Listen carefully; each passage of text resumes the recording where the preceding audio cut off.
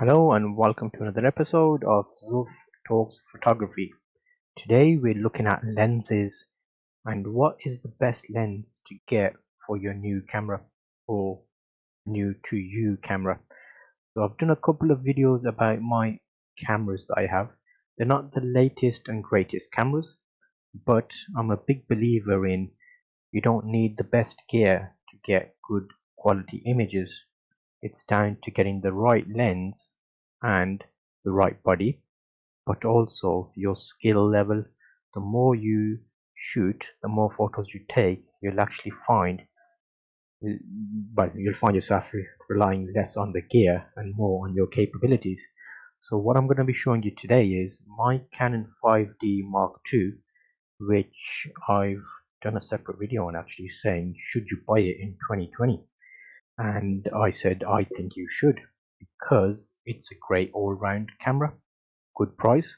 It's an old camera, yes, still very capable and gets great image quality.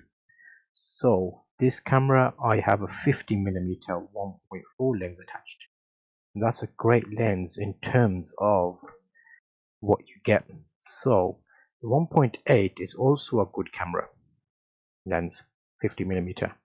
However, I found it to be very plasticky, and that noise it makes when it's trying to focus, I didn't like it.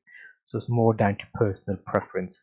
And also this 50mm is actually a 1.4, so it goes down a lot, not a lot, but better than the 1.8, and it feels nicer. It's got a metal mount and it looks more professional. But I like the weight of it personally. On the 5D Mark II, it's actually complementary to the camera, whereas the 1.8 is fairly light. But if you're starting in photography, use the 1.8. It's a great starter. It'll open up a whole new world for you. But this video podcast is more designed about getting the best from your lenses and which lens you should be using, because this 50mm quite nice, feels nice in the hand. I prefer it, but depending on your photos and what you're taking photos of, different cameras come into play, lenses even. So this Canon lens is 100mm macro lens, and what I use it for is product photography.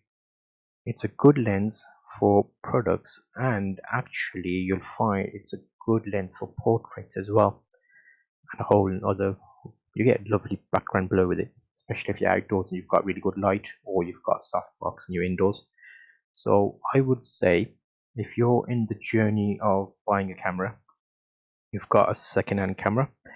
I have got a separate video podcast designed to speak about how you should buy from eBay, for example, those second-hand cameras and the tips and what to look out for. So make sure to check that out if you're buying a camera or lens, because the same rules will apply. And this lens, the 100mm, it's a good lens for the 5D, or actually even my 550, which I use it on. So again, that's what it looks like on the camera. But you're going to be interested more in the photos. I have got a separate playlist of photos taken with these camera lenses, and you can check those out. So what I'll do is I'll break this down into simplistic form. If you have a new Canon camera, get a 50mm lens. That's somewhere you want to start. If you have a kit lens already, see how that's performing for you. How are you achieving the best from that lens? Are you taking loads of photos of outdoor events? Is lighting okay? Do you need something that needs to make it brighter? If you're taking photos indoor a lot more, you need a lower aperture. I've got a separate playlist of learn photography which speaks about aperture and ISO and shutter speed. So that will help you out if you're new to photography. Make sure to check that out. But it's always good buying cameras, buying lenses. Get to a point where you're comfortable with what you've got and learn the limitations. I've had my 550D, which is a T2i, for nearly 10 years. And the only reason I upgraded to my 5D Mark II was because of the limitations. The 550D and the lens at the time I was using was a kit lens, 18 to 135 I think it was. Is that right? And the Canon one, I can't remember, that's quite bad, but that's the one that I ended up breaking the focus my ring on. But yeah, so I basically got the new 5D because in catwalks I needed that better low light performance. I wasn't getting that from the 550. That was my limitation, and that was a justified purchase. So two cameras are better than one for events and that kind of thing. But lenses, the more you have, the more options you've got, which is more reasons not to shoot. You have two good lenses.